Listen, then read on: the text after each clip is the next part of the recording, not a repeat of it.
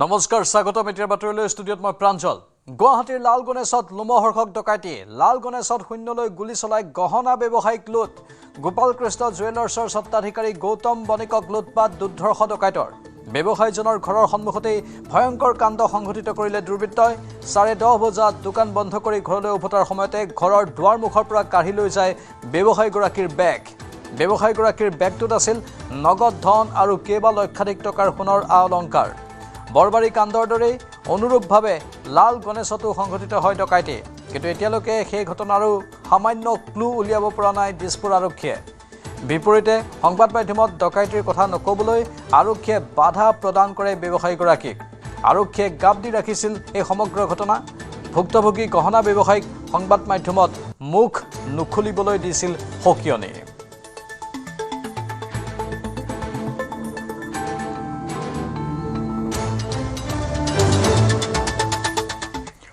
গুৱাহাটীৰ ভগদত্তপুৰ আৰক্ষী চকীৰ আইচিক নিলম্বনৰ নিৰ্দেশ কৰ্তব্যত গাফিলতিৰ বাবে নিলম্বিত আইচি সমৰজ্যোতি ডেকা তৎকালীনভাৱে কাৰ্যকৰী হোৱাকৈ নিলম্বন আইচি সমৰজ্যোতি ডেকা 6 মাহ পূৰ্বে দিছপুৰ থানা এলেকাৰ ভগদত্তপুৰ আৰক্ষী চকীত আইচি ৰূপে দায়িত্ব লৈছিল সমৰজ্যোতি ডেকাই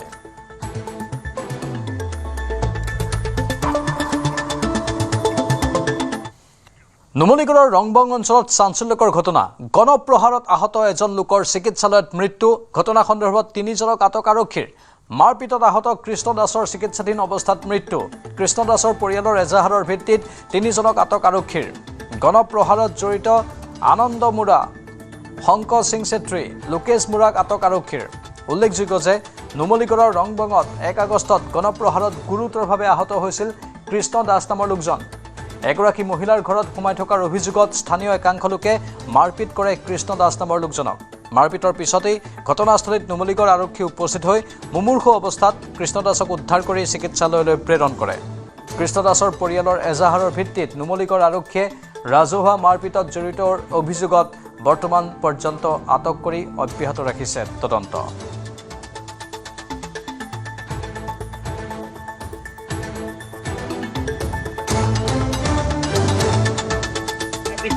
কৃষ্ণ দাস 40 জনে মাৰপিট কৰেছিল 40 জনে মাৰপিট কিহৰ কাৰণে মাৰপিট কৰিছিল মাৰপিট মানে কি দেখাতে মানে কি সন্দেহৰ ভিতৰত সোমাই থাকে বুলি ঘৰত যায় সোমাই থাকে 2 ঘণ্টা 3 ঘণ্টা ধৰি তাতে থাকে বুলি কয় ৰাজে জনাই মোক 30 জন মানুহ গোট খাইছিলে মানুহজন মৃত্যু হেতু ক'ব লাগিব এতিয়া মাৰপিট কৰাৰ কাৰণটো মৃত্যু হৈছে ভাত পানী খাম বুলি ক'লে আমাৰ ঘৰতে তাৰপা আমিও আৰু ভালকে ভাত পানী বনাই দিলো খোৱা বোৱা হ'ল তাৰপিছত অলপ দেৰি ৰখি পানি আৰু 9:30 মান বাজিছিলে তাৰপা অলপ দেৰি জিৰাই পানি যাম বুলি ক'লে তেনেকুৱাতে আৰু ওলাই আহিলে আৰু ওলাই আহি মাৰধৰ কৰিছে তাত এই আগতে মানে মানুহজন আহি থাকে গৈ থাকে আহি থাকে গৈ থাকে তেতিয়া আৰু ভিডিঅ'টো আমি জনালো বনাই মেলি আকৌ ভিডিঅ'টো জনাই মেলি আৰু মানুহজনে মানে দিন হৈ অহা কৰি থাকে সেইকাৰণে মানে দেখি পালে বিয়া ব্যৱস্থা মানে সেইকাৰণে ৰাতিয়ে মাৰপিট কৰিছিল মানুহজন কি ঢুকাই থাকিলে তাত ঠিকে আছিল ছাৰ কখন কি হৈছিলে মইতো এই কাৰ্য হোৱাৰ পিছত গৈছিলো তাৰপিছত মাৰপিট নকৰিবি ধৰি পাৰা বান্ধি থৈ দিবি তেতিয়া মালিকৰ সিহঁতৰ ঘৰৰ মানুহ সঞ্চাৰ দিবলৈ কৈছিলো মইতো একো হাত পাতো কৰা নাই সিদ্ধাৰ্থ শৰ্মাৰ আবেদন খাৰিজ গোচৰ স্থানান্তৰৰ বাবে সৰ্বোচ্চ ন্যায়ালয়ত আবেদন জনাইছিল উচ্চতম ন্যায়ালয়ে খাৰিজ কৰিছে সেই আবেদন উচ্চ ন্যায়ালয়ৰ ওপৰতে আস্থা ৰাখিব লাগিব এতিয়া সিদ্ধাৰ্থ শৰ্মাই পুনৰ জনাইছো সিদ্ধাৰ্থ শৰ্মাৰ আবেদন খাৰিজ কৰা হৈছে গোচৰ স্থানান্তৰৰ বাবে উচ্চতম ন্যায়ালয়ত আবেদন জনাইছিল সিদ্ধাৰ্থ শৰ্মাই কিন্তু উচ্চতম ন্যায়ালয়ে সেই আবেদন খাৰিজ কৰিছে উচ্চ ন্যায়ালয়ৰ ওপৰতে এতিয়া আস্থা ৰাখিব লাগিব সিদ্ধাৰ্থ শৰ্মাই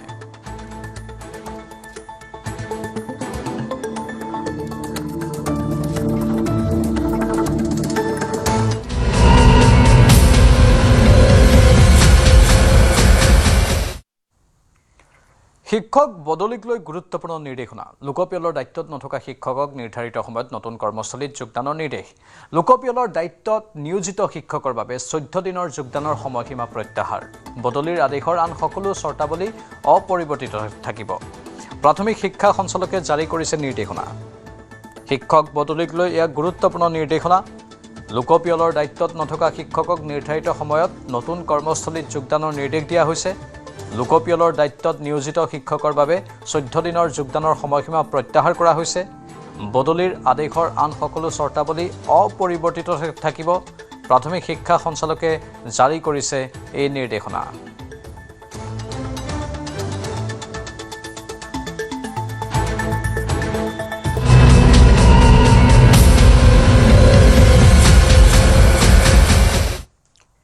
স্বাস্থ্য পৰীক্ষাৰ পিছত আদালতত হাজিৰ যোৰহাটৰ ড্ৰাগছৰ পাৰ্টিত যুৱতী অন্বেষাৰ মৃত্যুৰ ঘটনাৰ মূল অভিযুক্ত আৰিয়ান গোস্বামীসহ 2 যুৱতীক। সংবাদ মাধ্যমৰ আগত যুৱতীগৰাকীৰ মৃত্যুত জড়িত নাই বুলি মন্তব্য কৰিছে অভিযুক্তই। যুৱতীগৰাকীয়ে নিজেই কিনি ড্ৰাগছ লৈছিল বুলি মন্তব্য কৰে আৰিয়ান গোস্বামীয়ে। সংবাদ মাধ্যমত অন্বেষাৰ মৃত্যুক লৈ কথাৰ অমিল পোৱা গৈছে আৰিয়ান আৰু মনালিছাৰ। অভাৰড'জ হৈ যুৱতীগৰাকীৰ মৃত্যু হোৱা বুলি মন্তব্য কৰে ধৃত তিনিওৱে। উল্লেখযোগ্য যে মঙলবাৰে নিশা গোলাঘাটৰ ৰঙাজানত গ্ৰেপ্তাৰ কৰিছিল আৰিয়ান গোস্বামীক। ৰঙাজানৰ আখৈ ফুটিয়াৰ নাম্বৰ হাবিৰ এটা জুপুৰিত আত্মগোপন কৰি আছিল আৰিয়ানে। পলাই থকা অৱস্থাতো আৰিয়ানে ড্ৰাগছ সেৱন কৰি থকাৰ সন্দেহ কৰিছে আৰক্ষীয়ে। উল্লেখযোগ্য যে আৰিয়ানৰ ফ্লেটত ড্ৰাগছৰ পাৰ্টিৰ সময়ত অভাৰড'জ লৈ মৃত্যু হৈছিল যুৱতীগৰাকীৰ। এই ঘটনাৰ পাছৰে পৰা পলাতক হৈ আছিল আৰিয়ান। উল্লেখযোগ্য যে আৰিয়ানৰ নেতৃত্বত প্ৰায়ে চলিছিল ড্ৰাগছৰ পাৰ্টি। এতিয়াও পলাতক আন এটা অভিযুক্ত অংকিত দাস। অংকিত দাসৰ সন্ধানত অভিযান অব্যাহত ৰাখিছে যোৰহাট আৰক্ষীয়ে। সেইদিনা তাই লৈ আহি তাই খাই দিলে, সেইদিনা গম নাপাওঁ ন তাই অভাৰড'জ হৈ যাব বুলি। অভাৰড'জ হৈ গৈছে কেনেকুৱা হৈছে মইতো বচাবলৈ চাইছোঁ ন, যিমান দূৰ পৰা বচাব চাইছোঁ। ড্ৰাগছটো আনিছিলে কোনে তাই আনিছে। তাই কেনেকৈ তাইকতো মাতি আনিছিলা তোমালোকে তাইক মই মতে অনা নাই নহয়। তাইক মই তাই কাৰ লগত মাতি আহিছিলে তাই বেলেগ অংকিত নামৰ ল'ৰা এটাৰ লগত আহিছে। অংকিতৰ লগত অংকিত দাস। আৰু কি তাইতো মনালিছাৰ লগত ওলাই আহিছিলে অঁ মনালিছাচোন আছে, লগতে আছে। মনালিছাচোন লগতে আছে। মনালিছা তুমি তোমাৰ লগত আহিছিলে কাৰ লগত আহিছিলে হেৰি তাই ক'লে মানে ইয়াৰ ঘৰলে মোৰ লগত আহিছিলে অংকিতক ফোন কৰি মানে অংকিতৰ লগত আহিছিলে। মই নাযাওঁ বুলি কৈছিলোঁ, মোক খালি জোৰ জবস্তি কৰি পেলাই একো নহয় যাওঁ মই পটককৈ আহিম বুলি কৈ সেনেকৈ লৈ গৈছিলে। তাই যেতিয়া ড্ৰাগছ খাইছে না অংকিত তাইৰ ওচৰত আছে না ই আছিলে না মই আছিলোঁ। তাই নিজে অংকিতৰ পৰা কিনি লৈছে। মই চোৱাক মই ড্ৰাগছ নাখাওঁ। আগতে এৰিলোঁ ড্ৰাগছ, এইটো হেৰিয়ৰ পৰা এডিকশ্যনৰ পৰা মই আগৰ পৰা এৰিলোঁ। খালি তাই তাই আহিম বুলি কোৱাৰ কাৰণে তাই আহিলে জাষ্ট আধা ঘণ্টাৰ কাৰণে আহিলে। তাইৰ লগৰজনী আছিলে মনালিছা, তাইক সুধিলে গম পাব মনালিছা নে কোনজন তাই আছিলে। সেইদিনা কথা সেইদিনা যেতিয়া মই আহি দেখিছোঁ ইটো ৰুমৰ পৰা তাই যে অভাৰড'জ হৈ গ'ল। মই যিমান দূৰ পাওঁ সিমান দূৰ মই নিমখ খুৱাই বচাবলৈ চাইছোঁ। নিমখ খুৱাই মই বচাবলৈ ট্ৰাই কৰিছোঁ যিমান দূৰ পাৰোঁ। বুকুখন হেৰি কৰিছোঁ, ভৰি চৰি মুচি দিছোঁ, তলুৱা চলোৱা মুচি দিছোঁ। ফেন কেনেকৈ ওলালে ফেন যেতিয়া নিমখ খুৱাই থকা হৈছে নাই তাৰ আগত কি হৈছিল তাই অভাৰড'জ হৈছিল ব্লেক আউট হৈ গৈছিলে। মানে অভাৰড'জৰ নিচিনাই তাই লগতে আছিলে। ময়ো গম নাপাওঁ তাই যেনেকে খাই অংকিত দাস আছিলে অংকিত দাস দুটামান নাছিলে আছিলে খালি অংকিত তাই ঘৰৰ ভিতৰত নাছিলে। সেইটো গম নাপাওঁ। অংকিতক মই আগৰ পৰাই চিনি পাওঁ, গোটেইখিনি মোৰ লগৰ হয়। যোনজনী ছোৱালী আজি ঢুকাইছে তাই মোৰ ভাল ভণ্টিৰ নিচিনা, আগৰ পৰা মোৰ চিনাকি। আমাৰ ঘৰত একেলগে থকা ছোৱালী হয়। মনালিছা বোলা জনীও ভাল ছোৱালী মোৰ, গোটেইখিনি হয়। ড'জ অকল তাই লৈছিলে। সেই কিমান লৈছে যেতিয়া মই সুধোতে তাই 2 মিনিটৰ পাছত এনেকৈ মুখখন ফেলি খাই গৈছে। মোৰ ৰুমটো তাই খাব বুলি মোকো কোৱা নাই। তাই মোক বুদ্ধি কৰিলে যে মোক পুপু বুলি মাতে, যে পুপু তই না মোক ইমাৰ্জেঞ্চি আছে মই বাথৰুমত সোমাম। মোক ফোন কৰি নিজে কৈছে তই ঘৰৰ আগফালে বুলি কৈ জাষ্ট মাতিছে।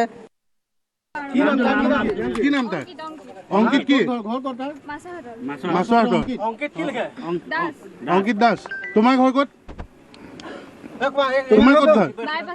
বাইপাছত কি নাম তোমাৰ? আৰু তুমি অৰ্পিতা? মই এটাই কৈছো যে কোৰ্টে ডিসাইড কৰিব আৰু থানাই ডিসাইড কৰিব, যি হৈছে থানা আৰু কোৰ্টে ডিসাইড কৰিব। এটোৱে কৈছো যে থানা আৰু কোৰ্টত যাওক, সেইখিনি কথা সিধা কথা। মই তোমালোকে থাকোতে তাই ইমান ড্ৰাগছ ল'ব কেনেকে পালে? মানা নকৰিলা? আমি মাক নহয় না মানা কৰি থাকিবলৈ। তাই নিজে কৈছে তাই নিজৰ পইচা দি খাইছে। আমি দেখাও নাই তেতিয়া তাই পাৰ্টিটো কিহৰ হৈছিল? পাৰ্টি নাছিলে, তাই নিজে গৈছিলে তাইৰ ৰুমলৈ। তোমালোকো গৈছিলা? মোক লগত লৈ গৈছিলে, মই গম নাপাওঁ যে তাই ড্ৰাগছ খাবৰ কাৰণে গৈছিলে। তিনিওজনী একেলগৰ নেকি? একে লগৰে হয় বাট আগত ইমান ফ্ৰেণ্ডশ্বিপ নাছিলে তাৰপিছত তাই নিজে কৈছিলে যে মই এৰিলো সেইকাৰণে মই তাইতো ৰিহেবত আছিলে হয় নহয় গম পোৱা নাই আছিলে মই আহিলে আকৌ নাহিব নি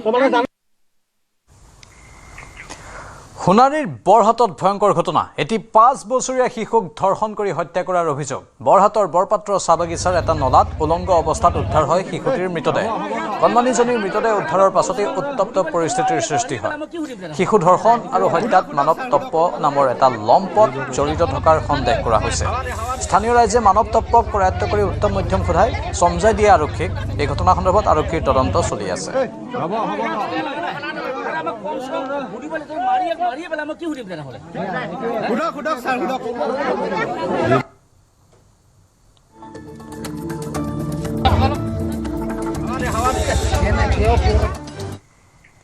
মৰাণত জঘন্য ঘটনা নৱম শ্ৰেণীৰ ছাত্ৰীক অপহৰণ কৰি যৌন নিৰ্যাতন চলোৱাৰ অভিযোগ মঙলবাৰে সন্ধিয়া ঘৰৰ পৰা ৰাজপথলৈ ওলাই আহিছিল ছাত্ৰীগৰাকী সেই সময়তে অতৰ্কিতে অহা যুৱকে অপহৰণ কৰে ছাত্ৰীগৰাকীক অপহৰণ কৰি ঘৰৰ পৰা কিছু নিলগৰ এটা পুখুৰীৰ পাৰলৈ লৈ যায় ছাত্ৰীগৰাকীক পুখুৰীৰ পাৰতে যুৱতীগৰাকীক যৌন নিৰ্যাতনৰ চেষ্টা চলায় যুৱতীগৰাকীয়ে বাধা দিয়াত নিচাজাতীয় ইনজেকশ্যন প্ৰয়োগ কৰি অচেতন কৰি যৌন নিৰ্যাতন চলোৱাৰ অভিযোগ তোলে তাৰ পাছতে ঘটনাস্থলীৰ পৰা পলায়ন কৰে যুৱককেইজন ছাত্ৰীগৰাকীয়ে কোনোমতে জ্ঞান ঘূৰাই পাই ওচৰৰে এঘৰ লোকৰ ঘৰত আশ্ৰয় লয় তাৰ পাছতে পৰিয়ালৰ আগত সমগ্ৰ ঘটনাৰ বিৱৰণ দিয়ে ভুক্তভোগী ছাত্ৰীগৰাকীয়ে এই ঘটনা সন্দৰ্ভত ছাত্ৰীগৰাকীৰ পৰিয়ালে মৰাণ আৰক্ষী থানাত দাখিল কৰিছে এজাহাৰৰ ভিত্তিত সমীৰণ কোচ নামৰ যুৱকজনৰ লগতে আন দুজন যুৱকক আটক কৰি ঘটনাৰ সোধপোছ অব্যাহত ৰাখিছে দোষীক দৃষ্টান্তমূলক শাস্তি প্ৰদানৰ দাবী মৰাণ আঞ্চলিক ছাত্ৰ সন্থাৰ ঘৰৰ সন্মুখৰ পৰা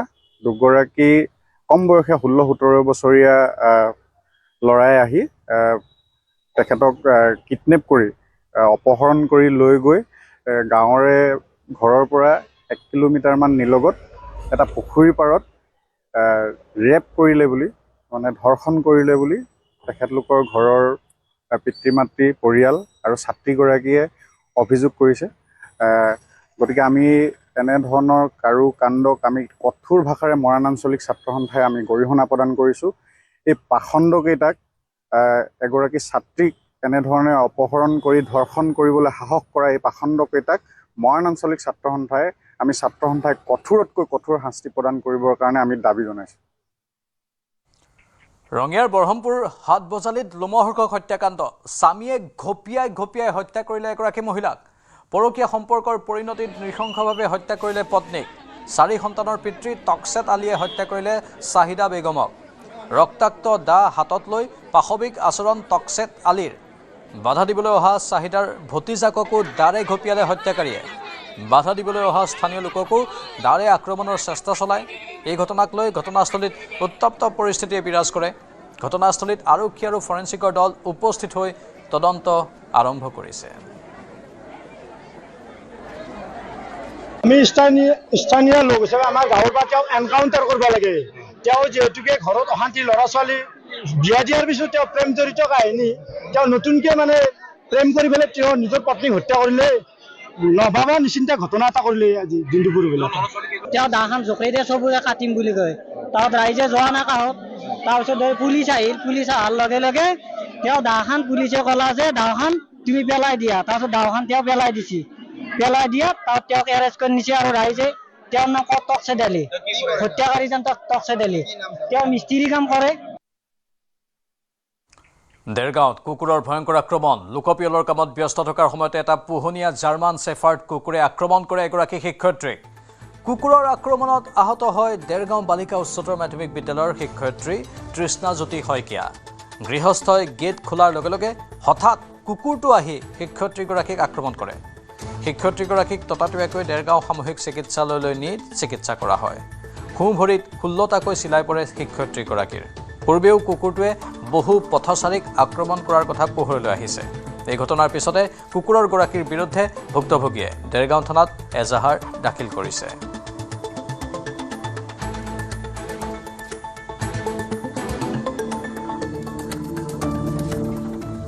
মই আচলতে কালি সেন্সাস ডিউটিৰ কাৰণে মই আমাৰ ঘৰবোৰ নিৰীক্ষণ কৰিব লাগে সেইকাৰণে মই গৈছিলোঁ মই গৈ থাকোঁতে ৱাৰ্ড নাম্বাৰ 7ৰ এঘৰ মানুহে মানে কুকুৰটো খুলি থকা অৱস্থাত আছিল, আহি পেলাই মোক আক্ৰমণ কৰিলে বুলি কৈছে। মই মানে সেই টাইমত আৰু ধৰিব পৰা নাই, কিন্তু যথেষ্ট ওখ আছিল, কাৰণ মোৰ প্ৰথম ইয়ালৈকে মানে জঁপিয়াই দিছে। মোৰ হাতত অকণমান লাগিছে, তাৰপিছত ভৰিটো ধৰিছে। অকলে আমাৰ মানে ইনুমাৰেটৰসকলক তেনেকেই অৰ্ডাৰ দিছে অকলে যাবলৈ। 16টা চিলাই পৰিছে। মই মোৰ ঘটনাটোৰ কথা মই এটাই ক'ম যে খোলা অৱস্থাত তেনেকৈ ৰাখিব নালাগিছিল, সেইটো কাৰণেই গোটেই ঘটনাটো হ'ল। ৰঙিয়াত সংঘটিত হৈছে এক লোমহৰ্ষক হত্যাকাণ্ড। ভাড়াঘৰত উদ্ধাৰ হ'ল তেজেৰে লুতুৰি পুতুৰি কিন্নৰৰ মৃতদেহ। সোনাবাবু আলী নামৰ এজন যুৱকৰ বিৰুদ্ধে হত্যাকাণ্ডৰ অভিযোগ। পাৰিবাৰিক সংঘাতৰ পৰিণতিতে নৃশংস হত্যাকাণ্ড সংঘটিত হোৱাৰ সন্দেহ ৰাইজৰ। কিন্নৰক নৃশংস হত্যা, ভাড়াঘৰত উদ্ধাৰ জাহিদুল ওৰফে আসমাৰ ৰক্তাক্ত মৃতদেহ। কোনে হত্যা কৰিলে কিন্নৰ জাহিদুলক? মুক্তি বিচাৰি সোনাবাবুৱে কৰিলে নেকি এই নৃশংস কাণ্ড? ৰংজুলি থানাত আত্মসমৰ্পণ অভিযুক্ত সোনাবাবু আলীৰ। পুৱাই ৰঙিয়াৰ গুৰকুচিত উত্তেজনাময় পৰিৱেশ। তেজেৰে লুতুৰি পুতুৰি অৱস্থাত বন্ধ ভাড়াঘৰৰ কোঠাত উদ্ধাৰ হ'ল জাহিদুল ইছলাম ওৰফে আসমাৰ মৃতদেহ। 7টা বজাত মোক ইয়াৰ ভাৰতীয়বিলাকে মোক ফোন মাৰিছে, কৈছে কি ভিতৰৰ পৰা ব্লাড আহি আছে, ৰুমৰ পৰাই বোধহয় কিবা এটা হৈছে তাত। বোলে কি হ'ব এতিয়া দৰ্জাখন খুলিবি, মই আগে থানাত ফোন কৰি লওঁ। এতিয়া আহি পেলাই যে শুনা পাওঁ বা দেখা পাওঁ, তেওঁক মাথা ক'ত থৈ গৈছে এইটো সোনাবাবু। ক'ত ঘৰ জাহিদুল? জাহিদুলৰ ঘৰ হৈছে বৰপেটা চেঙা চাইডত ক'ৰবাত, আৰু ইফালে সোনাবাবুৰ ঘৰ হৈছে গোৱালপাৰা ডিষ্ট্ৰিক্টৰ পিনে ক'ৰবাত। বিগত 5 বছৰ ধৰি গুৰকুচিত ভাড়াতীয়া হিচাপে আছিল জাহিদুল। আসমাৰ সৈতে একেলগে ভাড়াঘৰত আছিল গোৱালপাৰাৰ সোনাবাবু আলী নামৰ এজন যুৱক। জাহিদুলে সোনাবাবুক নিজৰ স্বামী বুলি পৰিচয় দিছিল। স্থানীয় ৰাইজে জনোৱা অনুসৰি 2 বছৰ পূৰ্বে সোনাবাবু পলাই গৈছিল যদিও জাহিদুলে আৰক্ষীৰ হতুৱাই উদ্ধাৰ কৰি পুনৰ একেলগে বাস কৰিছিল। আগতে এটা কেছ হৈছে, এটা তেখেতসকলে মানে এৰা এৰি হোৱাত ৰঙিয়া থানাত যাই কিনে তাক আনি দিছে। সেইটো সিহঁতৰ পাৰিবাৰিক হেৰি খাইছে। ইয়াতে থকা 4-5 বছৰ হৈ গ'ল মোৰ তাত থকা। আগতে এওঁ অকলে আহিছিলে জাহিদুল, এওঁ থাকিবৰ কাৰণে 2 বছৰ মান হ'ল সোনাবাবু থকাৰ কাৰণে। ঘটনাস্থলীত ৰঙিয়া আৰক্ষী উপস্থিত হৈ জাহিদুলৰ মৃতদেহ উদ্ধাৰ কৰি মৰণোত্তৰ পৰীক্ষাৰ বাবে হাস্পতাললৈ প্ৰেৰণ কৰিছে। ইফালে গোৱালপাৰাৰ ৰংজুলি থানাত আত্মসমৰ্পণ কৰিছে অভিযুক্ত সোনাবাবু আলীয়ে। এতিয়া আৰক্ষীৰ তদন্তৰ অন্ততহে পোহৰলৈ আহিব হত্যাকাণ্ডৰ প্ৰকৃত ৰহস্য। ৰঙিয়াৰ পৰা Inamul Islam, news 18 Assam north east. Manasa পূজা উপলক্ষে উখল মাখল শক্তিপীঠ কামাখ্যা ধাম। কাইলৈ অন্ত পৰিব দেৱধনী মেলাৰ। কামাখ্যা মন্দিৰত হাজাৰ হাজাৰ ভক্তৰ ভিৰ হৈছে। এয়া আমি পোনপটীয়া সম্প্ৰচাৰ আগবঢ়াইছোঁ। আমাৰ সতীৰ্থ বিক্ৰম বৰা লাইভত আছে। বিক্ৰম, বহু লোকৰ সমাগম, গোটেই তথ্যখিনি জানিব বিচাৰিছোঁ।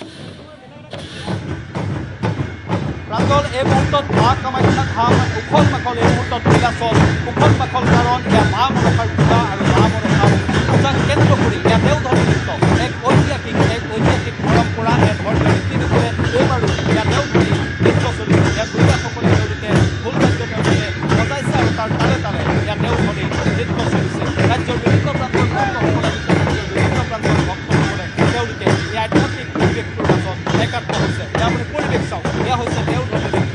প্ৰতি বছৰে মা মনসাৰ পূজাক কেন্দ্ৰ কৰি 3 দিনীয়াকৈ ইয়াত এই উৎসৱ, এই দেৱধনী উৎসৱৰ আয়োজন কৰা হয়। আৰু দেৱধনী উৎসৱতে মা কামাখ্যাৰ বাহিৰত, মা কামাখ্যাৰ আশীষ লৈ মা কামাখ্যাৰ বাহিৰৰ এই প্ৰাংগণত এনেদৰে, মা কামাখ্যাৰ বাহিৰৰ এই প্ৰাংগণত এনেদৰেই দেওধনী নৃত্য কৰা হয়। আৰু এনেদৰেই কৰা হৈছে এয়া দেওধনী নৃত্য। ৰাজ্যৰ বিভিন্ন প্ৰান্তৰ এইসকল ভক্ত তেওঁলোকে ৰাজ্যৰ বিভিন্ন প্ৰান্তৰ পৰা আহিছে আৰু তেওঁলোকে দেওধনী নৃত্য এয়া উপভোগ কৰিছে। এটা খুব আধ্যাত্মিক পৰিৱেশ, এই পৰিৱেশৰ মাজত এই ভক্তসকল তেওঁলোকে একাত্ম হৈছে, তেওঁলোক সকলো একাত্ম হৈছে আৰু এনেদৰে দেওধনী নৃত্য উপভোগ কৰিছে।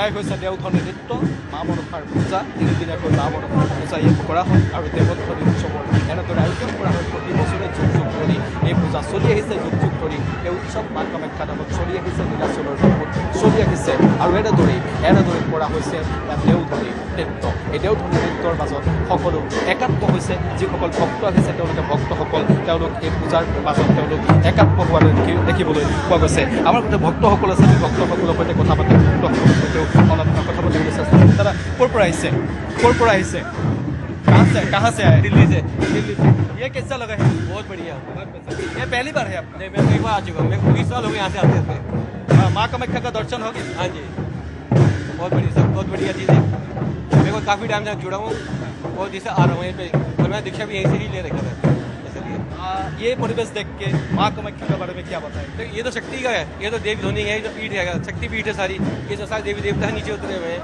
बहुत बढ़िया मुझे असली पहला तो यही है यहाँ पे देखने की जो ताकत देखने की चीज़ है दिमागी शक्ति क्या क्या ये सब देखने की बढ़िया चीज़ है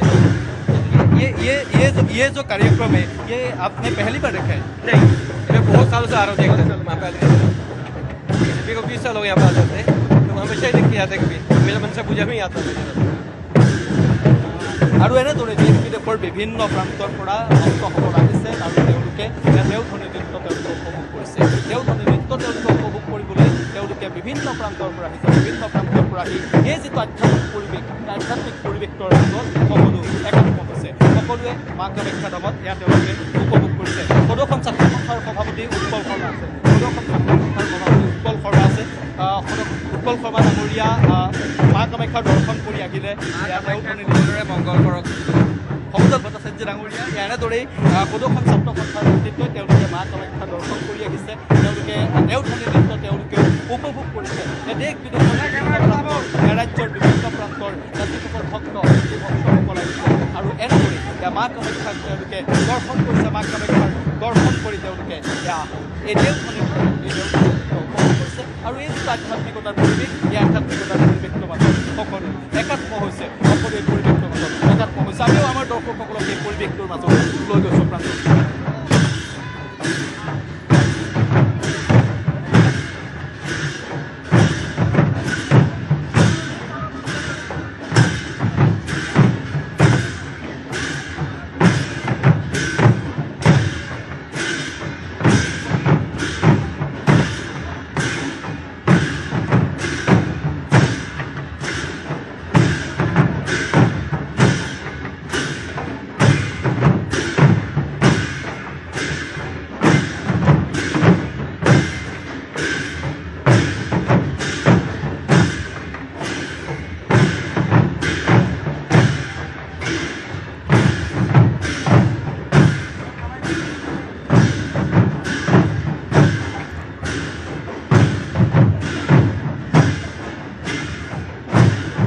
প্ৰাঞ্জল এটা উৎসৱমুখৰ পৰিৱেশ এটা উখল মাখল পৰিৱেশ এটা উৎসৱমুখৰ পৰিৱেশ এটা নীলাচলৰ বুকুত এয়া মা কামাখ্যা ধামত আমি কৈছোঁৱেই যে মা মনসাৰ পূজা চলি আছে ভিতৰত মা মনসাৰ পূজাক কেন্দ্ৰ কৰি এই যি দেৱোত্থনী উৎসৱ এই পৰম্পৰা এই দেৱোত্থনী উৎসৱ এই উৎসৱ আয়োজন কৰা হয় আৰু ইয়াতেই এই জাগ্ৰত যি দেওধনী এই দেওধনী নৃত্য কৰা হয় আৰু এইবাৰো ব্যতিক্ৰম নহয় এইবাৰ একেধৰণে এই দেওধনী নৃত্য কৰা হৈছে আৰু এই দেওধনী নৃত্য চাবলৈ অজস্ৰ ভক্ত আপুনি যদি মা কামাখ্যা ধামত আপুনি চাই আপুনি চৌদিশে কেৱল ভক্ত আৰু দেখিব ভক্তৰ কেৱল এটা লানি ইয়াত আপুনি দেখিবলৈ পাব এয়াই হৈছে মা কামাখ্যা ধাম এয়াই হৈছে নীলাচলৰ শক্তি আৰু এনেদৰে মা মনসাৰ পূজা আৰু মা মনসাৰ পূজাক কেন্দ্ৰ কৰি দেৱোত্থনী উৎসৱ আৰু দেৱোত্থনী উৎসৱত নিশ্চয় এই যি নৃত্য এই দেওধনী নৃত্য সকলোৱে উপভোগ কৰিছে আৰু এই যি পৰিৱেশ এই পৰিৱেশটোৰ মাজত সকলো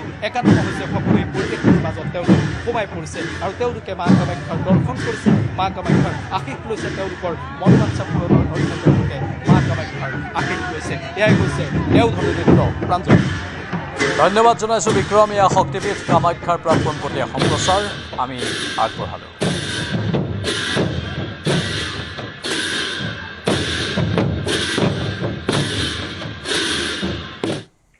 গোগামুখৰ মিংমাঙত অসম অৰুণাচল সীমান্তত নিৰীহ অসমীয়াৰ ওপৰত অৰুণাচলী দুৰ্বৃত্তৰ গুলীচালনাৰ 10 দিন 10 দিনে কোনো এজন অভিযুক্তক গ্ৰেপ্তাৰ কৰিব পৰা নাই আৰক্ষীৰ ব্যৰ্থতাত ক্ষুব্ধ হৈ পৰিছে বিভিন্ন দল সংগঠনৰ লগতে স্থানীয় ৰাইজ ধেমাজি সদৰত আজি পুনৰ ঐক্যমঞ্চ ধেমাজিৰ উদ্যোগত 6 দফীয়া দাবীৰ পৰিপ্ৰেক্ষিতত দুঘণ্টীয়া অৱস্থান ধৰ্মঘট কাৰ্যসূচী ৰূপায়ণ কৰে অসম অৰুণাচলৰ সীমা সমস্যা নিৰ্দিষ্ট সময়ৰ ভিতৰত সমাধান কৰাৰ দাবী উত্থাপন কৰে অসমৰ মাটিত স্থাপন কৰা অৰুণাচলৰ নিৰাপত্তাৰক্ষীৰ কেম্প শীঘ্ৰে স্থানান্তৰ 10 কিলোমিটাৰ ভিতৰলৈ মাটি বেচা-কিনা বন্ধ কৰাৰো দাবী উত্থাপন কৰে সীমান্তত বসবাস কৰা প্ৰতিজন নাগৰিকৰ মাৰণাস্ত্ৰ জব্দ আৰু অনুজ্ঞাপত্ৰ বাতিল কৰা গুলিবিদ্ধ লোকক এককালীন সাহায্য 2 লাখৰ পৰা 5 লাখলৈ বৃদ্ধি কৰাৰ দাবীত এই অৱস্থান ধৰ্মঘট কাৰ্যসূচী ৰূপায়ণ কৰে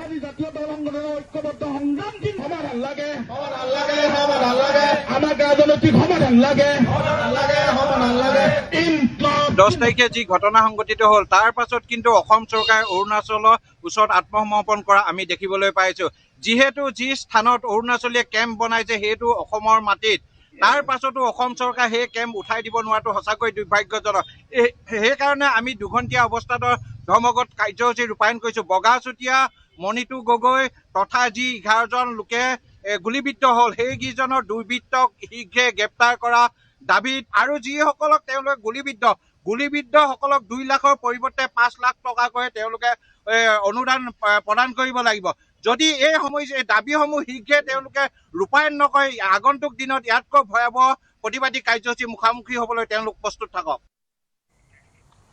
কাজিৰঙাৰ ইকো সেন্সিটিভ জোনৰ পৰিসীমা বৃদ্ধিৰ বাবে সাংসদ গৌৰৱ গগৈয়ে জনোৱা দাবীৰ বিৰোধিতা কৰি বিশ্বনাথত প্ৰতিবাদ অসম চৰকাৰে ইকো সেন্সিটিভ জোনৰ পৰিসীমা 1 পৰা 3 কিলোমিটাৰলৈ হ্ৰাস কৰাৰ বিৰোধিতা কৰিছিল সাংসদ গৌৰৱ গগৈৰ দাবীৰ বিৰুদ্ধে ওলাই আহিল কাজিৰঙাৰ ষষ্ঠ সংযোজনৰ দাঁতিকাষৰীয়া অঞ্চলৰ ৰাইজ কংগ্ৰেছ চৰকাৰৰ দিনতে ব্ৰহ্মপুত্ৰ নদীখন ষষ্ঠ সংযোজনত অন্তৰ্ভুক্ত কৰাৰ বাবে দীৰ্ঘদিন ধৰি উত্তৰ অসমত মাছ মৰাৰ পৰা বঞ্চিত হৈ আহিছে মাছমৰীয়া ৰাইজ যদিহে ইকো সেন্সিটিভ জোনৰ পৰিসীমা 10 কিলোমিটাৰ হয় তেন্তে এই পৰিসীমাৰ ভিতৰত সোমাই পৰিব বিশ্বনাথ চাৰিআলি নগৰ আৰু ব্ৰহ্মপুত্ৰ মাছ মৰাৰ পৰা সমূলি বঞ্চিত হৈ পৰিব বিশ্বনাথ ঘাটৰ মাছমৰীয়া ৰাইজ ইকো সেন্সিটিভ জোনক লৈ চৰকাৰে লোৱা সিদ্ধান্তক আদৰণি জনাই কংগ্ৰেছৰ বিৰুদ্ধে প্ৰতিবাদ সাব্যস্ত কৰে বিশ্বনাথ ঘাটৰ মাছমৰীয়া ৰাইজে কাজিৰঙাৰ ইকো সেন্সিটিভ জোন হ্ৰাস কৰাৰ অসম চৰকাৰে যি সিদ্ধান্ত গ্ৰহণ কৰিছিলে তাৰ বিৰোধিতা কৰিছে কংগ্ৰেছ তথা কংগ্ৰেছৰ সাংসদ গৌৰৱ গগৈ আৰু ইয়াৰ পিছতে এতিয়া দেখিবলৈ পোৱা গৈছে যে বিশ্বনাথ ঘাটত দেখিবলৈ পোৱা গৈছে এনেধৰণে কংগ্ৰেছ আৰু গৌৰৱ গগৈৰ বিৰুদ্ধে প্ৰতিবাদ সাব্যস্ত কৰিছে মাছমৰীয়া ৰাইজে কাৰণ কাজিৰঙাৰ ষষ্ঠ সংযোজনৰ কাষৰ এইসকল হৈছে মাছমৰীয়া ৰাইজ আৰু তেওঁলোকে এনেধৰণে এতিয়া দেখিবলৈ পোৱা গৈছে প্ৰতিবাদ সাব্যস্ত কৰিছে কাৰণ তেওঁলোকে দীৰ্ঘদিন ধৰি এই ব্ৰহ্মপুত্ৰ নদীত মাছ মাৰি জীৱন নিৰ্বাহ কৰি আহিছে কিন্তু ইকো সেন্সিটিভ জোনৰ যদিহে পৰিসীমা বৃদ্ধি কৰা হয় তেনেহ'লে মাছ মৰাৰ পৰা তেওঁলোক বঞ্চিত হ'ব আৰু তেওঁলোক জীৱন জীৱিকা আচলতে তেওঁলোকৰ নোহোৱা হৈ পৰিব তাৰ বাবে এতিয়া দেখিবলৈ পোৱা গৈছে এনেধৰণে এয়া প্ৰতিবাদ সাব্যস্ত কৰিছে কাজিৰঙাৰ ষষ্ঠ সংযোজনৰ দাঁতিকাষৰীয়া এয়া বিশ্বনাথ ঘাটৰ পৰিৱেশে আমি দৃশ্য দেখুৱাই আছোঁ আৰু যি অসম চৰকাৰ ইকো সেন্সিটিভ জোনৰ পৰিসীমা কাজিৰঙাৰ তেওঁলোকে আচলতে হ্ৰাস কৰাৰ সিদ্ধান্ত গ্ৰহণ কৰিছিলে 1 কিলোমিটাৰলৈকে হ্ৰাস কৰাৰ সিদ্ধান্ত গ্ৰহণ কৰিছে যাৰ আচলতে বিৰোধিতা কৰিছে সাংসদ গৌৰৱ গগৈ তথা কংগ্ৰেছ দলে আৰু তাৰ বাবে এতিয়া দেখিবলৈ পোৱা গৈছে এইসকল মাছমৰীয়া ৰাইজ ক্ষোভিত হৈ পৰিছে যদিহে কাজিৰঙাৰ ইকো সেন্সিটিভ জোনৰ পৰিসীমা 10 কিলোমিটাৰ হয় তেনেহ'লে বিশ্বনাথ চাৰিআলি নগৰ পৰ্যন্ত আচলতে এই পৰিসীমা গৈ পাবগৈ আৰু সেই অঞ্চলত বিভিন্ন ধৰণৰ আচলতে নীতি নিয়ম যি বন্যপ্ৰাণী আইন অনুসৰি থাকিব সেইসমূহ আচলতে ইয়াত বলবৎ হ'ব সেয়েহে এতিয়া দেখিবলৈ পোৱা গৈছে ইয়াত প্ৰতিবাদ সাব্যস্ত কৰিছে বিশ্বনাথ ঘাটৰ মাছমৰীয়া ৰাইজে মই আপোনাৰ কাষলৈ আহিছোঁ আচলতে ইকো সেন্সিটিভ জোনক লৈ ইয়াত প্ৰতিবাদ আপোনালোকে সাব্যস্ত কৰিছে অসুবিধা কি হ'ব অসুবিধা মানে এটা সাংঘাতিক অসুবিধা হ'ব চাওক আমাৰ আজি মানে এইখন ব্ৰহ্মপুত্ৰ নদী এই ব্ৰহ্মপুত্ৰ নদীখন কাজিৰঙাৰ ষষ্ঠ সংযোজনত যোৱাৰ আগতে আমাৰ বিশ্বনাথৰ অনুসূচিত জাতি ৰাইজৰ এইখন আমাৰ পৈতৃক সম্পত্তিৰ দৰে আছিলে এই কংগ্ৰেছ চৰকাৰৰ দিনতে ষষ্ঠ সংযোজন আনি এই ব্ৰহ্মপুত্ৰ নদীখন আমাৰ পৰা কাঢ়ি লৈ গ'ল হয় নে নাই ৰাইজসকল কাঢ়ি লৈ যোৱাৰ ফলত আমাৰ যি মাছমৰীয়া ৰাইজসকল আছে আমি অনুসূচিত জাতিৰ ৰাইজ ইতিহাসত লিপিবদ্ধ আছে অনুসূচিত জাতিৰ ৰাইজে ব্ৰহ্মপুত্ৰ নদী বুলিয়ে নহয় যিকোনো নদ নদীত আমি মাছ মাৰি আমি জীৱন জীৱিকা আমি অৰ্জন কৰোঁ সেই নদীখন আমাৰ পৰা কাঢ়ি লৈ গুচি গ'ল কংগ্ৰেছ চৰকাৰে কিন্তু তাৰ প্ৰতিফলন হিচাপে আমাক একো ক্ষতিপূৰণো নিদিলে আৰু একো ব্যৱস্থাও নকৰিলে তাৰ ফলত আজিলৈকে আমি মাছ মৰাত এতিয়া আমি মাছ মাৰিবলৈ যাম আমি ৰেঞ্জাৰ বাইদেউক লগ কৰিবলৈ ৰখি আছোঁ আমাৰ নিৰ্দিষ্ট কোনো সীমা নাই মন গ'লে আজি খোলা দিব মন গ'লে কাইলৈ বন্ধ কৰিব কিন্তু এই আমাৰ দৰদী মুখ্যমন্ত্ৰী জনপ্ৰিয় মুখ্যমন্ত্ৰী হিমন্ত বিশ্ব শৰ্মা ছাৰ আহি আমি যেতিয়া ছাৰক লগ কৰিলোঁ ছাৰে আমাক আইডেণ্টি কাৰ্ড দি ক'লে যে তহঁতি ব্ৰহ্মপুত্ৰ নদীত মাছ মাৰি থাক সেই হিমন্ত বিশ্ব শৰ্মাৰ কাৰণে আজি বিশ্বনাথৰ অনুসূচিত জাতিৰ ৰাইজে আমি ব্ৰহ্মপুত্ৰ নদীত মাছ মাৰিব পাৰিছোঁ স্থায়ী ঠিকনা পালে কামৰূপ মহানগৰ জিলা সংহত আয়ুক্তৰ কাৰ্যালয় ৰূপনগৰত আজি মুকলি হ'ল জিলা আয়ুক্তৰ কাৰ্যালয়টো মুখ্যমন্ত্ৰী হিমন্ত বিশ্ব শৰ্মাই মুকলি কৰিলে আয়ুক্ত কাৰ্যালয়টো নতুন আয়ুক্ত কাৰ্যালয়ৰ বাবদ 81 কোটি টকা ব্যয় কৰা হৈছে কাৰ্যালয়ৰ মুঠ এলেকা 12,695 বৰ্গমিটাৰ 3 মহলাযুক্ত কাৰ্যালয়টোত আছে পাৰ্কিং আৰু সৌৰ শক্তিৰ সুবিধা 153খন 4চকীয়া বাহন আৰু 86খন 2চকীয়া বাহন ৰাখিব পৰা আয়ুক্ত কাৰ্যালয় চৌহদত ব্যৱস্থা আছে লগতে 350 কিলোৱাট সৌৰ শক্তি উৎপাদনৰ ব্যৱস্থা আছে নতুন আয়ুক্ত কাৰ্যালয়ত পূৰ্বতে আছিল বেচাকিনা নিগম বন্ধ হোৱাৰ পাছতে পৰিত্যক্ত অৱস্থাত আছিল এই ভূমি সেই স্থানতে এতিয়া নিৰ্মাণ কৰিছে জিলা আয়ুক্তৰ কাৰ্যালয়টো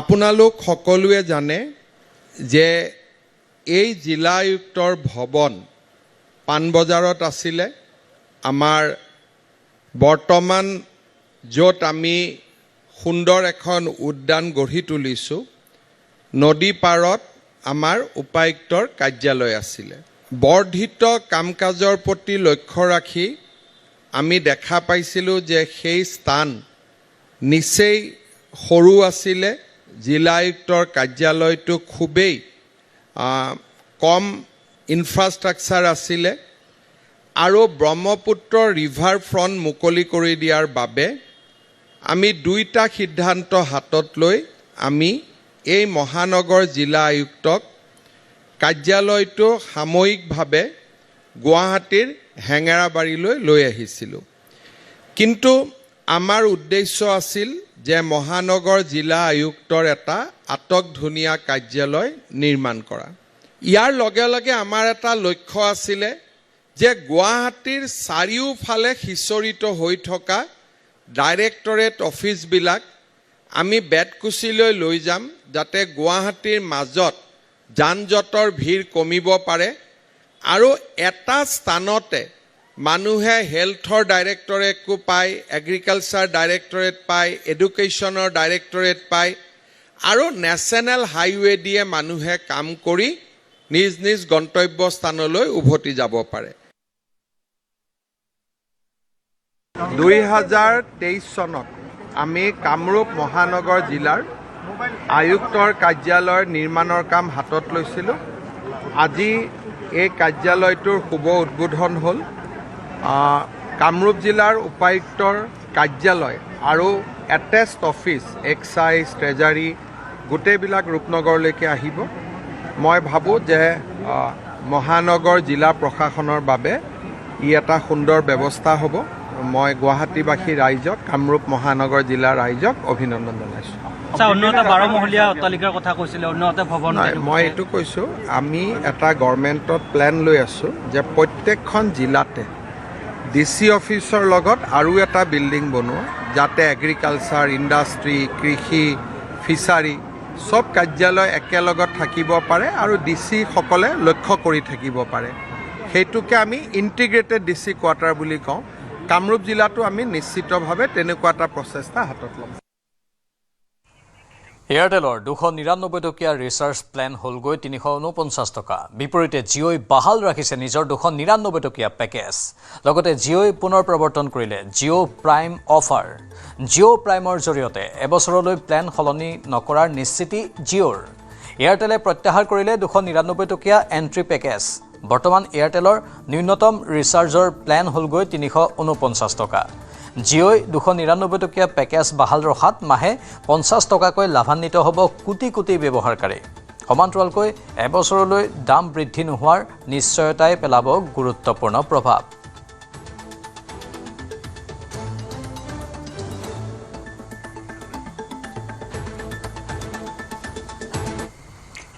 গুৱাহাটীৰ হেঙাৰাবাৰীত বোৱাৰীৰ ৰহস্যজনক মৃত্যু বোৱাৰী ৰিম্পী কলিতাৰ মৃত্যু দুমাহ পূৰ্বে আইনী বিবাহ সম্পন্ন হৈছিল ৰিম্পীৰ হীৰকজ্যোতি ডেকা নামৰ যুৱকৰ সৈতে হৈছিল বিবাহ হেঙাৰাবাৰীৰ সংযোগ পথৰ হাউচ নম্বৰ 9ত সংঘটিত হৈছে এই ঘটনা নিশা চালক স্বামী হীৰকজ্যোতি গৈছিল জুবিন ক্ষেত্ৰলৈ ঘূৰি আহি পত্নীক মৃত অৱস্থাত প্ৰত্যক্ষ কৰে হীৰকে নিশাই দিছপুৰ আৰক্ষীক খবৰ দিয়ে স্থানীয় লোকে আৰক্ষীয়ে নিশাই আটক কৰে স্বামী হীৰকজ্যোতি ডেকাক পৰিকল্পিত হত্যাৰ বলি বুলি দাবী কৰিছে ৰিম্পীৰ পৰিয়ালে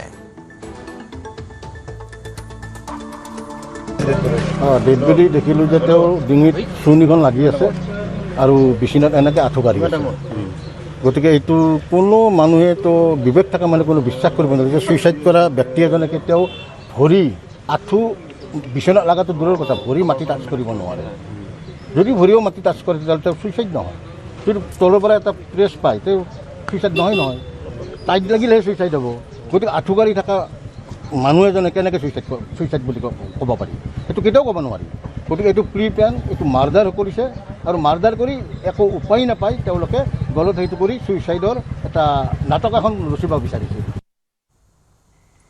সন্দেহজনক বিদেশীক ধন প্ৰেৰণক লৈ আয়কৰ বিভাগৰ অভিযান দেশজুৰি সন্দেহজনক বিদেশীক ধন প্ৰেৰণৰ তদন্ত আয়কৰ বিভাগৰ ভুৱা দান বৰঙণিৰ বিপৰীতে ধন প্ৰেৰণ কৰা সংস্থাৰ সন্ধান বিগত 3 বছৰত বৃহৎ পৰিমাণৰ ধন বিদেশলৈ প্ৰেৰণ 394টা সংস্থা আৰু 36জন পেছাদাৰীৰ বিৰুদ্ধে পৰীক্ষা ইয়াৰে 117টা সংস্থা সীমান্তৱৰ্তী ৰাজ্যত অৱস্থিত আয়কৰ বিভাগৰ নজৰত ফৰ্ম 15CB প্ৰমাণপত্ৰ জাৰি কৰা পেছাদাৰীও বিদেশলৈ ধন প্ৰেৰণৰ উদ্দেশ্যক লৈও উত্থাপন হৈছে প্ৰশ্ন অব্যাহত আছে আয়কৰ বিভাগৰ তদন্ত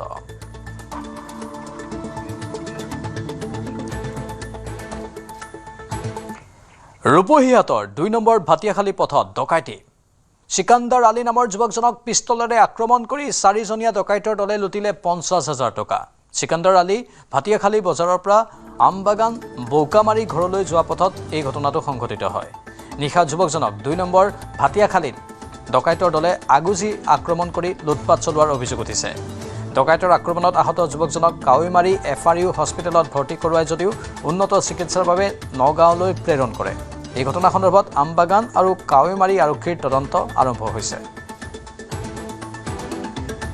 লটানী বজাৰত মোৰ চাৰ দোকানী কৰোঁ এটা চাৰ দোকানটো বন্ধ কৰি পেলাই ঘৰত গৈ আছোঁ মোৰ ঘৰটো আমবাগান বোকামাৰী ঘৰটো হয় ঘৰত যোৱা মতে 2 লম বাইকটা গেলি ৰাস্তাৰ সন্মুখত দুটা বাইক দি পেলাই 4টা মানুহ আগটাইছে আগটাৰ পিছত দুটা পিস্তল ওলাইছে এটা খুৰকি ওলাই মিলি পিস্তল দি পেলাই ইয়াত মাৰিছে কেনেকুৱা ইমান মাৰিছে আৰু তো পকেটত পইচাটো আছিলে পইচাটো গুটিকেইটা লৈ গৈছে 50,000 টকা মই ফোনপে দি পেলাই উঠাইছিলোঁ ভয়ংকৰ দুৰ্ঘটনাৰ পৰা ৰক্ষা পৰিল এটা বৃহৎ হাতীৰ জাক বনকৰ্মী আৰু ৰেলৱে কৰ্মীৰ তৎপৰতাত দুৰ্ঘটনাৰ পৰা ৰক্ষা পৰিল হাতীৰ জাকটো পুৱতি নিশা লংকাৰ হাৱাইপুৰত ৰেলপথ পাৰ হৈছিল এই হাতীৰ জাকটো পাৰ হোৱাৰ সময়তে তীব্ৰ বেগেৰে আহি আছিল ৰাজধানী এক্সপ্ৰেছ বনকৰ্মীৰ তৎপৰতাত হাতীৰ জাকটোৰ পৰা নিৰাপদ দূৰত্বত ৰখাবলৈ সক্ষম হৈছে ৰেলখন বনকৰ্মী আৰু লামডিং ৰেলৱে কৰ্মীৰ সতৰ্কতাৰ বাবে নিৰাপদে ৰেলপথ পাৰ কৰিলে হাতীৰ জাকটোৱে বনকৰ্মী আৰু ৰেলকৰ্মীৰ তৎপৰতাত নিশ্চিত দুৰ্ঘটনাৰ পৰা ৰক্ষা পৰিল হাতীৰ জাকটোৰ লগতে ৰাজধানী এক্সপ্ৰেছ বনকৰ্মীৰ কৰ্মনিষ্ঠাৰ এই ভিডিঅ' সামাজিক মাধ্যমত শ্বেয়াৰ কৰিলে বনমন্ত্ৰী জয়ন্ত মল্ল বৰুৱাই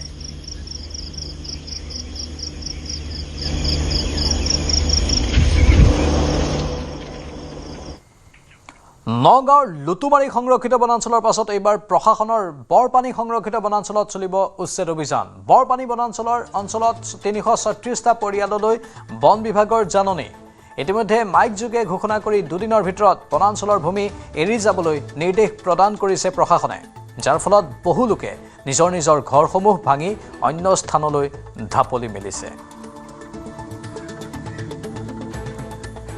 15 আমাক পুলিচকেইটা আহিছে, আহি পেলাই ফৰেষ্টৰকেইটা আহিছে, আহি পেলাই কৈছে যে তহঁতক ইয়াৰ পৰা গুচি যাব লাগিব। তেতিয়াহ'লে আমাক হুমকি দি গৈছে। কালি আহি পেলাই আকৌ নিউজ কৰি এইটো এলাউন্স কৰি দিছে যে তহঁতক 2 দিনৰ টাইম দিছো, তহঁত 2 দিনৰ ভিতৰত যাব লাগিব। ঠিক আছে, এতিয়া আমি আৰু কি কৰিম, উপায় নাই কৰি পেলাই ভাঙি আছো। চবে যদি ভাঙি আছে আমিও ভাঙি আছো, মনৰ ভয়ক কি কৰিম আৰু ভাঙি আছো।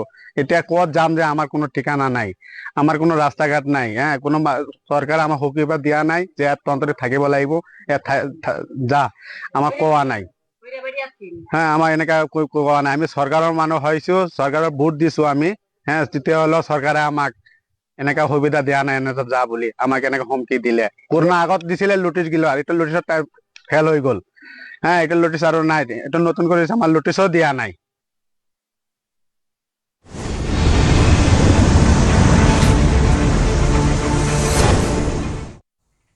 উজনিৰ জলপ্ৰলয়ৰ এমাহ।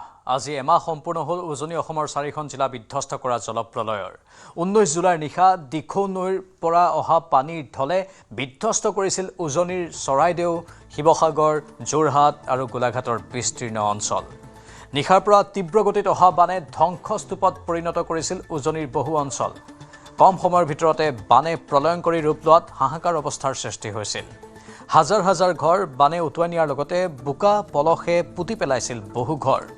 পানীৰ ঢলে এফালৰ পৰা তছনছ কৰিলে সকলো সামগ্ৰী। বিশেষকৈ চৰাইদেউৰ নেপালীখুটি অঞ্চলত বিস্তৰ ক্ষতিসাধন হয়।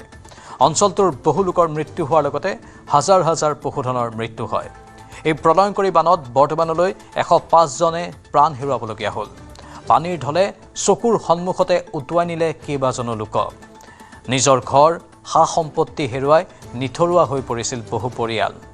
বোকা পলসে পুতি পেলোৱা ঘৰখন দেখি শোকবিহ্বল হৈ পৰিল হাজাৰ হাজাৰ লোক। বানে নষ্ট কৰিলে ঘৰৰ সকলো সা সামগ্ৰী। কিছু কিছু অঞ্চলত মুধচ পৰ্যন্ত পানী হোৱাত হাহাকাৰ অৱস্থাৰ সৃষ্টি হৈছিল।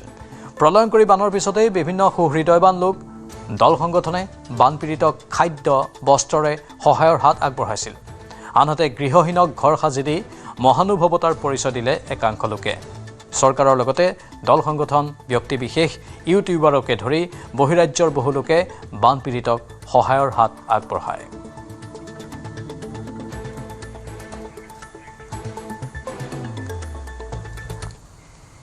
হোজাইত জনস্বাস্থ্য আৰু জনসুৰক্ষাৰ প্ৰতি লক্ষ্য ৰাখি জিলাখনত লালিগুৰ বিক্ৰী আৰু মজুত কৰাত নিষেধাজ্ঞা আৰোপ কৰা হৈছে। হোজাই জিলাৰ জিলা আয়ুক্ত সঞ্জয় দত্তই 17 আগষ্টত এক আদেশযোগে জিলাখনত বলবৎ হোৱাকৈ জাৰি কৰিছে এই নিৰ্দেশনা। লগতে দেশীয় সুৰা প্ৰস্তুতক লৈও কেতবোৰ নিৰ্দেশনা জাৰি কৰা হৈছে। মুঠৰ ওপৰত লালিগুৰক লৈ জাৰি কৰা নিৰ্দেশনাক লৈ জিলা আয়ুক্তৰ সৈতে নিউজ 18 অসম নৰ্থ ইষ্টৰ এক এক্সক্লুচিভ সাক্ষাৎকাৰ, আৰু সেই সাক্ষাৎকাৰ এইবাৰ আগবঢ়াব বিচাৰিছোঁ। লালিগুৰ জেনেৰেলি 2টা পাৰ্পাছৰ কাৰণে ইউজ কৰা হয়। লিগেলি এইটো কাউ ফিড হিচাপে ইউজ কৰে, গৰুৰ খাদ্য হিচাপে, গৰুৰ খাদ্যত এইটো মিলোৱা হয় আৰু গৰুৰ খাদ্য হিচাপে ব্যৱহাৰ কৰে। কিন্তু আমি এটা অবজাৰ্ভ কৰিছোঁ যে এই খাদ্যৰ উপৰিও এটা বেয়া কাৰ্যৰ কাৰণে, ভাল কাম নহয়, বেয়া কামৰ কাৰণে এটা যিটো এটা ইলিচিট লিকাৰ মেনুফেকচাৰিঙৰ কাৰণে ইউজ কৰা হয়।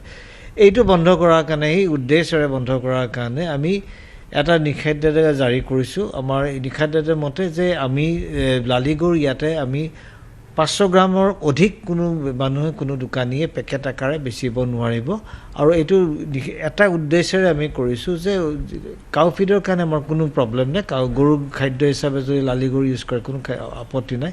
কিন্তু মদ বনোৱাৰ কাৰণে যদি লালিগুৰটো ইউজ কৰা হয় তেতিয়া গোটেই পৰিস্থিতিটো বেয়া ফালে যায়। আৰু ইতিমধ্যে গোলাঘাটত এনেকুৱা ইনচিডেণ্ট হৈছে যে ইলিচিট লিকাৰ বনোৱাই মানুহে খাই মৃত্যুবৰণো কৰিছে। সেইকাৰণে সেই পৰ্যায়লৈ আৰু এটা বস্তু আমি অবজাৰ্ভ কৰিছোঁ, ইতিমধ্যে আপোনাৰ দেখিছোঁ আপাৰ আছাম ডিষ্ট্ৰিক্টত টোটেলি বেন ইম্প'জ কৰিছে। কিন্তু আমি বেন ইম্প'জ নাই কৰা, ইয়াতে আমি নিষেধাজ্ঞা ইম্প'জ কৰিছোঁ যে লালিগুৰ 500 গ্ৰামৰ তলৰ পেকেটৰ ওপৰঞ্চি কোনো বেচিব নোৱাৰে। আজি হকী বিশ্বকাপত মহাৰণ। চিৰ প্ৰতিদ্বন্দ্বী পাকিস্তানৰ সন্মুখত ভাৰতৰ যুঁজ। নেদাৰলেণ্ডছৰ আমষ্টেলভিনত অনুষ্ঠিত হ'ব গুৰুত্বপূৰ্ণ মেটছখন। আজি সন্ধিয়া 6:30 বজাত অনুষ্ঠিত হ'ব এই মেটছখন। দুয়োটা দলৰ বাবে মেটছখন অত্যন্ত গুৰুত্বপূৰ্ণ। জয়ী দলেই যাব পৰৱৰ্তী ৰাউণ্ডলৈ। 3 পইণ্টেৰে গ্ৰুপ ডিৰ দ্বিতীয় স্থানত আছে ভাৰত। 3-1 গ'লৰ ব্যৱধানেৰে ৱেলছৰ বিৰুদ্ধে জয়লাভ কৰিছিল ভাৰতে। ইংলেণ্ডৰ হাতত 2-4 গ'লত পৰাজিত হয় ভাৰত। আনহাতে পইণ্ট তালিকাৰ 4ৰ্থ স্থানত আছে পাকিস্তান। ৱেলছৰ বিৰুদ্ধে ড্ৰ খেলি অৰ্জন কৰিছে 1 পইণ্ট। ইংলেণ্ডৰ বিৰুদ্ধে 1-4 গ'লৰ ব্যৱধানত পৰাজিত হৈছিল পাকিস্তান। দুখন খেলতেই জয়েৰে পুল ডিৰ শীৰ্ষত আছে ইংলেণ্ড।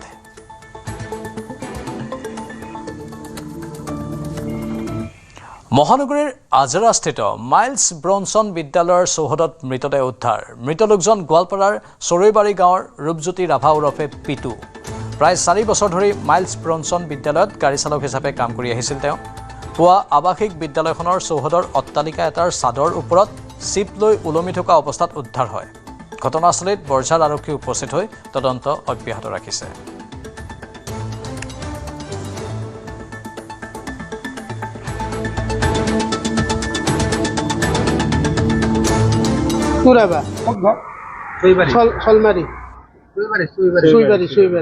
যেনেকা মানে উলমি আছে সেনেকাতো মাজাৰে যেনে লাগে। এইটো আপোনাৰ বিল্ডিঙৰ ছাদত ৰড আছে, ৰডটো দি উলমি আছে। ডাইৰেক্ট একদম বেৰাত লাগি গৈছে। সেনেকাতো চুইচাইড নকৰে নহয় মানুহ। তো যোৱাকালি তাৰমানে মোক ফোন মাৰিছিলে। ফোন মাৰি পেলাই ক'লে মোক 100 টকামান দে, মই চাহ খাব পইচা নাই, 100 টকা দি দিলোঁ। তাৰপিছত এনেকৈ আছে। তাৰপিছত ৰাতিপুৱা গম পালোঁ যে সি মৰিল। এতিয়া আমি কি ক'ম, এতিয়া চুইচাইডটো হ'ব নালাগিছিল, মানুহটো ভালে আছিল। ভাইটি মাইলছ ব্ৰন স্কুলত গাড়ী চলাই ড্ৰাইভাৰ হয়। মোটামুটি 4 বছৰমান হ'লে বোধ হয়, 4 বছৰ 3 বছৰ। নামটো কি? নাম পিটু ৰাভা। ৰাজ্যত গঠন হ'ব যুৱ সবলীকৰণ আৰু উন্নয়ন বিভাগ। বিভাগটো গঠনত ইতিমধ্যে অনুমোদন জনাইছে কেবিনেটে। যুৱ সমাজৰ কল্যাণৰ বাবে কাম কৰিব এই বিভাগটোৱে।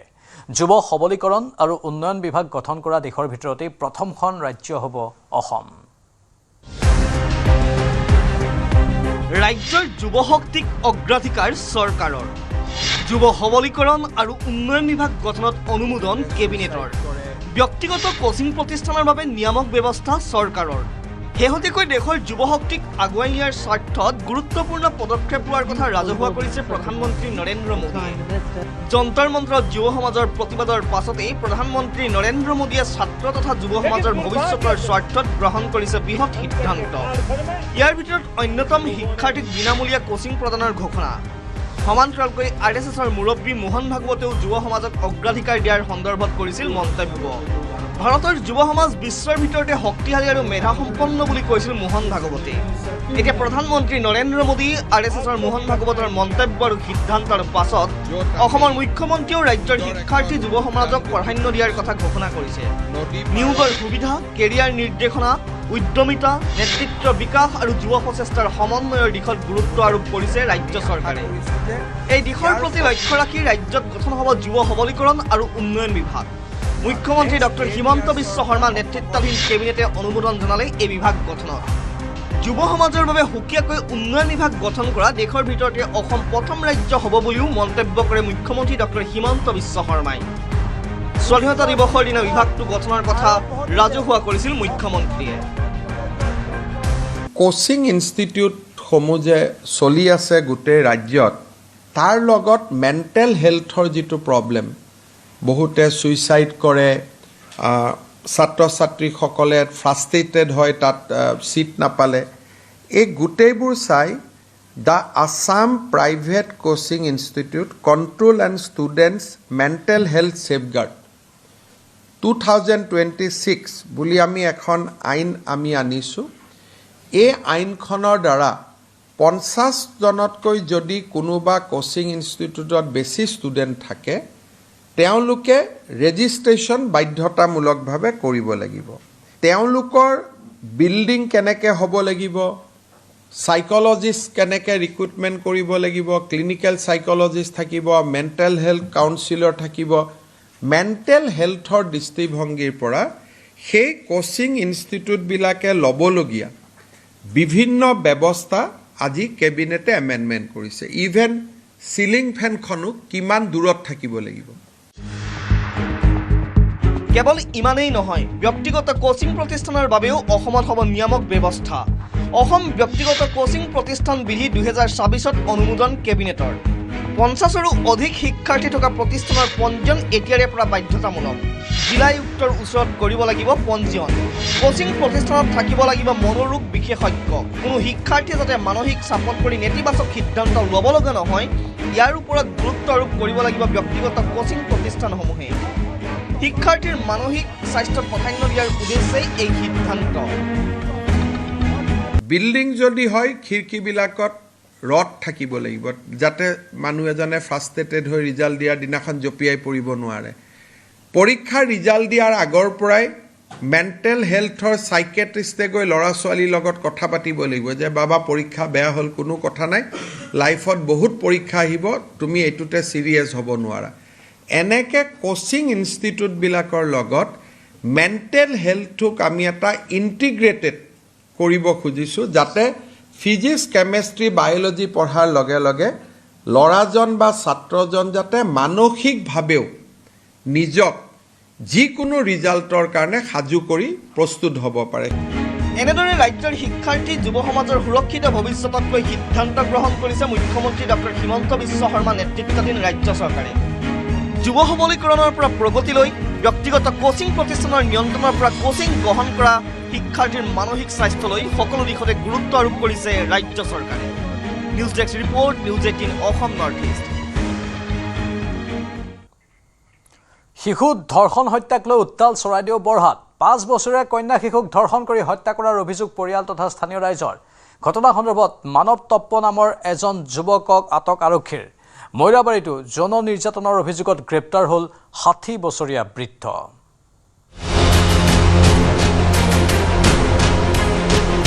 এক বুকু কঁপাই যোৱা ঘটনা 5 বছৰীয়া কন্যা শিশুক ধৰ্ষণ কৰি হত্যা চাহ বাগিচাৰ নলাত উদ্ধাৰ কণমানিজনীৰ মৃতদেহ মানৱ তপ্ন নামৰ এজন যুৱকক আটক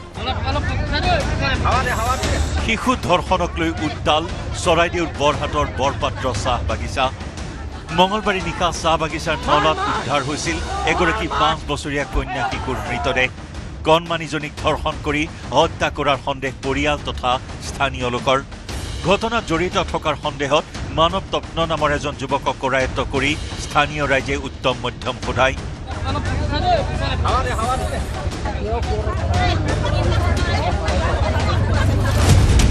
ইতিমধ্যে আৰক্ষী অভিযুক্ত মানৱ তপ্নক আটক কৰি সোধা পোছা অব্যাহত ৰাখিছে এতিয়া আৰক্ষীৰ তদন্তৰ অন্ততহে পোহৰলৈ আহিব ঘটনাৰ প্ৰকৃত কাৰণ ইফালে মৰিগাঁৱৰ মৈৰাবাৰীত যৌন নিৰ্যাতনৰ অভিযোগত গ্ৰেপ্তাৰ হ'ল 60 বছৰীয়া বৃদ্ধ এগৰাকী 14 বছৰীয়া কিশোৰীক যৌন নিৰ্যাতন চলোৱাৰ অভিযোগত মৈৰাবাৰী আৰক্ষী থানাত এজাহাৰ দাখিল কৰিছিল পৰিয়ালৰ লোকে এজাহাৰৰ ভিত্তিত আৰক্ষীয়ে তদন্ত চলাই গ্ৰেপ্তাৰ কৰে অভিযুক্ত নুৰুল ইছলামক মই জনামতে ছাৰ একো কৰা নাই এনে ধৰিছে আপোনাক এনেই ধৰিছে এনেতো মানুহক নধৰে কোনে ধৰিছে ৰাইজে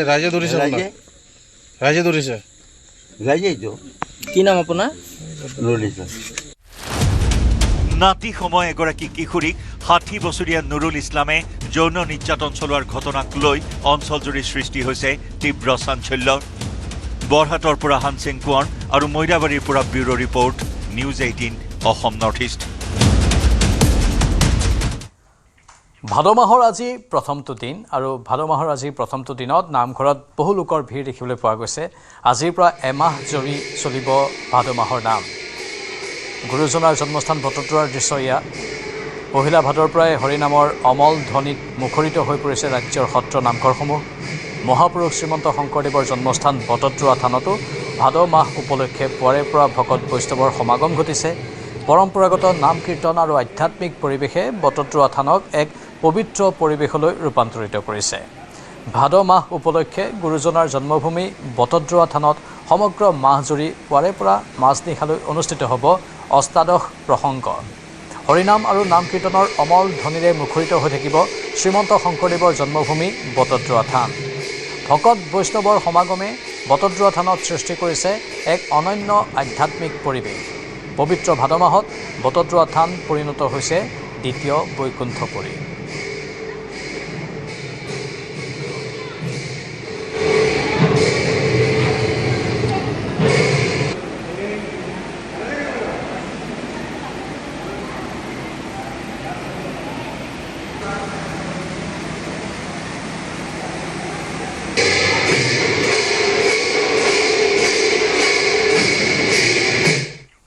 সময় হৈছে এতিয়াৰ বাতৰিৰ পৰা বিদায় লোৱাৰ নমস্কাৰ